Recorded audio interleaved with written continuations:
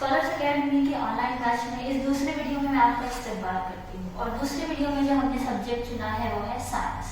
और साइंस में सीधे पार्ट फर्स्ट की तरफ पहले सबक की तरफ जाते हुए मैं पहले सबक का नाम आप लोगों को सबसे पहले बताना चाहती हूँ, जिसका नाम है सकली कशिश। सकली कशिश नामी इस सबक में हम सकली कशिश के बारे में बहुत सारी चीजें पढ़ेंगे, कुछ साइंसदान और उनकी दिखाए हुए कई उसूलों के बारे में पढ़ेंगे और कुछ छोटे मोटे से डेरिवेशन भी हम इनमें देखेंगे। आप लोगों को सबसे पहले मैं इसका छोटा सा इंट्रोडक्शन दे देती हूँ। सकली कशिश कोई एक बहुत नया लफ्ज नहीं है हमारे लिए, ये हमारे लिए एक नया लफ्ज ना होते हुए हमारी जान पहचान में आने वाला ही एक लफ्ज है। सकली कशिश के बारे में हम सब जानते हैं कि किसी चीज के ऊपर जब सकली कशिश होती है तो वो चीज जमीन की तरफ गिरती है। यानी अगर मैं आसान अल्फाज में आप लोगों को बताऊं तो अगर हम किसी एक छोटे से पत्थर को आसमान की तरफ उछालते हैं तो वो सीधे वापस आकर जमीन की तरफ गिरता है। ऐसा होता इसीलिए है, हम सबको जैसे पता है कि सकली कशिश उस पे होती है इसीलिए वो जमीन की तरफ आके गिरता है। लेकिन सकली कशिश के पीछे थोड़ा सा अगर हम साइंस को देखें तो हमें समझ में आएगा कि सर आइजैक न्यूटन वो इंसान थे जिन्होंने सबसे पहले सकली कशिश के बारे में हमें बताया। जैसे अभी अभी मैंने एक नाम लिया sir Isaac Newton. Sir Isaac Newton एक साइंसदान थे, ये हम बहुत भली भांति जानते हैं। एक साइंसदान होने के साथ साथ वो पर्टिकुलरली एक फिजिसिस्ट थे। फिजिसिस्ट में उन्होंने ग्रेविटेशन को ही उर्दू में सकली कशिश कहा जाता है या सकली कशिश को इंग्लिश में ग्रेविटेशन या ग्रेविटी कहते हैं।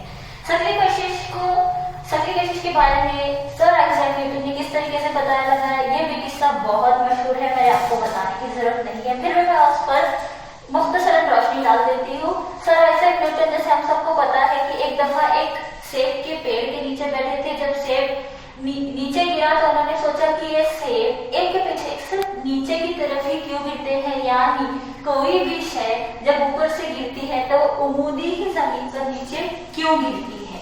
यही वो बात थी जिसने उन्हें मजबूर किया ये सोचने पर कि हर शय जमीन की तरफ नीचे क्यों गिरती है। शायद कोई ना कोई एक फोर्स है, कोई कुव्वत है, कोई कशिश है जो जमीन के जरिए लगाई जा रही है चीजों को अपनी तरफ खींचने के लिए। ये नतीजा उन्होंने निकाला जिससे हमें पता चला कि हाँ, जमीन के पास एक कुव्वत है जिसे सकली कशिश कहा जाता है जो चीजों को अपनी तरफ खींचती है। सकली कशिश हम गुज़िश्ता जमातों में देख चुके हैं कि एक कायनाती कुव्वत है, एक कायनाती कशिश है, यानी कायनात में मौजूद हर चीज में सकली कशिश होती है। इस किस्म की कुव्वत होती है और हर एक कायनात में मौजूद शय हर दूसरी शय को अपनी तरफ कशिश करती है, यानी कि अट्रैक्ट करती है। अब तक हम बात कर रहे हैं कि चीजें नीचे गिरती है, जमीन पर गिरती है, लेकिन इस सकली कुव्वत की एक पर्टिकुलर सिम्ट भी सर आइजैक न्यूटन ने हमें बताई। उन्होंने हमें बताया कि सकली कशिश की सिम्ट हमेशा जमीन के मरकज की तरफ होती है। इमेजिन या सपोज ये जमीन है और ये इसका मरकज है, तो किसी भी शय की सिम्ट हमेशा इस मरकज की जानिब होगी और ये मरकज की सिम्ट हमेशा उफक से उमूदी होती है। ये उफक है, उफक यानी कि आप अगर आसान लैंग्वेज में समझ सकते हैं तो इसे आसमान कहते हैं या इंग्लिश में उसको हॉरिज़ॉन कहा जाता है। उफक से उमूदी होती है। सकली कशिश की सिम्ट जमीन की मरकज की जानिब होती है। सकली कशिश से जो भी चीजें जमीन की तरफ कशिश करती है वो हमेशा जमीन की मरकज की तरफ ही खींची जाती है। जैसे कि अभी अभी हमने सेब का एग्जाम्पल देखा, सेब की मिसाल देखी, उसी तरीके से यह ख्याल भी हमारे दिमाग में आना चाहिए कि अगर सेब को जमीन अपनी तरफ कशिश कर सकती है तो क्या किसी दूसरी हाइट पर मौजूद, किसी दूसरी ऊंचाई पर मौजूद शय को भी जमीन अपनी तरफ कशिश कर सकती है क्या? और ऊपर जाने के बाद, क्या हाइट के बढ़ने के बाद, क्या ऊंचाई के बढ़ने के बाद भी कशिश उसी तरीके से रहती है? तो इसके जवाब में मैं आपको बता दूं, चांद जमीन का सयारचा है। ये जमीन के तरफ गर्दिश करता है, हम सब जानते हैं, लेकिन चांद की इस गर्दिश को जो जमीन के अतराफ होती है, इसको पॉसिबल बनाना, मुमकिन बनाना, ये सकली कशिश का ही एक कारनामा है। मेरे बोलने का सीधा मतलब ये है कि चांद की गर्दिश जमीन के अतराफ सकली कशिश का ही एक नतीजा है। ये थी सकली कशिश के बारे में मुख्तसरन सी मालूमात। इसके बाद हम आपकी किताब में मौजूद अगली हेडिंग की तरफ जो है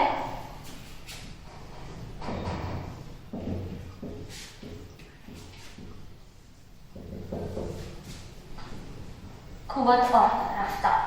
कुव्वत और रफ्तार के बारे में बहुत ही शॉर्ट मुख्तसर से पॉइंट आपकी किताब में दिए गए हैं। दरअसल सिर्फ एक लाइन ही दी गई है जिसको मैं आपको थोड़ा सा एक्सप्लेन करके बताना चाहूंगी कि रफ्तार को बढ़ाने के लिए या कम करने के लिए, यानी कि रफ्तार में तब्दीली लाने के लिए या किसी भी शय की सिमत को बदलने के लिए जो जरूरी शय है वो है कुव्वत।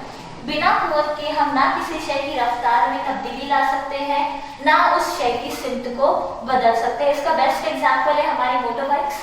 हम मोटर बाइक्स चलाते हैं जिसकी स्पीड 20, 40, 80, 100, 120 इस तरीके से होती है। जब हमें हमारी मोटरसाइकिल की रफ्तार को बढ़ाना होता है उस वक्त हम उसको एक्सेलरेट करते हैं। ये हम सब जानते हैं एक्सेलरेशन। एक्सेलरेट करने का मतलब हम लगाते हैं कुव्वत। जिस वक्त तक कुव्वत ना लगाई जाए उस वक्त तक किसी भी शय की रफ्तार ना बदलती है ना उसकी सिमत बदलती है। कुव्वत और रफ्तार के बाद जो हमारे अगले दो पॉइंट है वो है दायरवी हरकत और मरकज जो कुव्वत। दायरवी हरकत नाम ही बड़ा आसान है समझने के लिए। किसी दायरानुमा हरकत में, दायरानुमा पाथ पर या रास्ते पर होने वाली हरकत को हम दायरवी हरकत कहते हैं। दायरवी हरकत के एग्जाम्पल के लिए या फिर छोटा सा एक्सपेरिमेंट आप लोगों की किताब में दिया गया है। एक छोटा सा पत्थर आपको लेना है, उससे एक डोरी आपको बांधनी है और उसको दूसरे सिरे को आपको पकड़ के घुमाना है। जैसे कुछ इस तरीके से एक पत्थर है और इस तागे को मैंने डोरी को इससे लपेटा हुआ है और इस हरकत को हम दायरवी हरकत कहते हैं। ये दायरवी हरकत आप साफ देख सकते हैं कि इस पत्थर की हरकत एक दायरे की शक्ल में है, एक दायरे के रास्ते पर है। ये दायरे, इसको हम दायरवी हरकत करते हैं। किसी शय की ऐसी हरकत जो दायरे के रास्ते पर हो उसे हम दायरवी हरकत कहते हैं।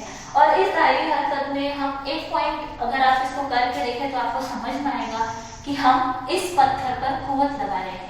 इस पत्थर पर लगाई जाने वाली कुव्वत जो इसे दायरवी हरकत में रखती है ये कुव्वत मरकज की तरफ है। ऐसी कुव्वत को मरकज जो कुव्वत कहा जाता है। मरकज जो कुव्वत यानी ऐसी कुव्वत जो किसी शय को दायरवी हरकत में रखे, मेंटेन रखे, उसको हम मरकज जो कुव्वत कहते हैं।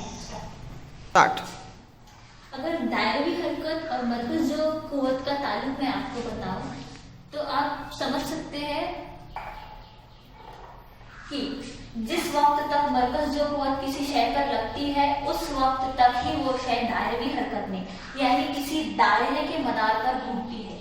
जिस वक्त हम कुव्वत लगाना उस पर छोड़ देंगे वो शय जिस सिमत में आखिर बार उस पर कुव्वत लगाई गई होगी उस सिमत में गिर जाएगी। फॉर एग्जाम्पल जैसे मैं इस पत्थर को घुमा रही हूँ, जब मैं इस पर कुव्वत लगाना छोड़ दूंगी तो ये रुक जाएगा और इस तरीके से रेस्ट पोजीशन में आ जाएगा, या फिर अगर मैं इसको छोड़ दूंगी तो ये किसी सिमत में जाके गिर जाएगा। तो मरकज जो कुव्वत एक ऐसी कुव्वत है जो चीजों को दायरे के मरकज की तरफ खींचती है। इस कुव्वत की सिमत दायरे के मरकज की तरफ होती है जिसकी वजह से शय दायरवी हरकत दायरे के मैदान में हरकत करती है।